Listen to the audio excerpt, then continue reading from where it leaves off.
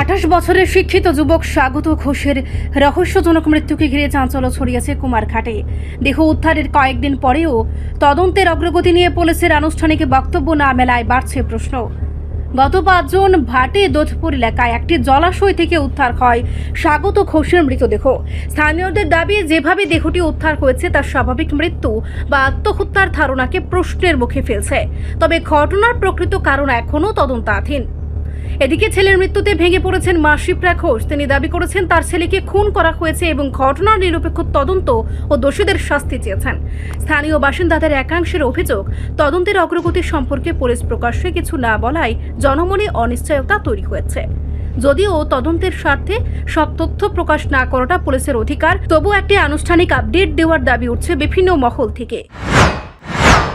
এর বলে আবার মানে মনটা তার কি হয়ে গেল, আর বলছে না সত্যটা কি বল না, সত্যটা আর বলছে না কি। এত থেকে আমার একটা সন্দেহ জাগে যে নিশ্চয়ই তার কাছে কোনো ষড়যন্ত্র আছে। আমার এই ছেলের মৃত্যুর কারণটা আমরা অতি সত্তর খুঁজে বের করে দেব। আপনার প্রশাসন এবং সরকারের কাছে কি বার্তা থাকবে?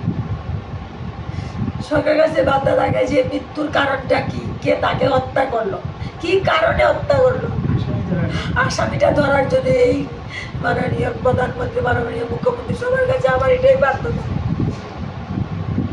আমার এই কারণটা অতি সত্তর খুঁজে দেন। দেখুন, আজকে যদি আমার এই কারণটা নিয়ে আপনারা না পরিচালনা করেন, দুদিন পরে আরেকজন মা, আরেকটি সন্তান চলে যাবে। আপনারা যে ম্যাডাম দেখেন, আপনারা তো মা হয়েছেন, মা ছেলের সাথে আজকে যে আমার আরেকটি ছেলে আছে, আমার এই ছেলেটার কি নিরাপত্তা থাকবে বলে মনে হয়?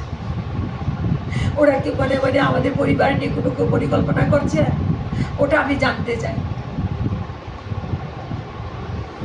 হরে কৃষ্ণ। আমাদের ইস্কন, আমরা ঠাকুর ভক্ত মানুষ, আমাদের কোনো সময় কারোর সাথে ঝগড়া ঝাঁটি বা কোনো কিছু শত্রুতা আমাদের নেই। আপনারা ইস্কনকে যাতাই করলে বুঝবেন যে ইস্কনের মানুষকে এরকম থাকে।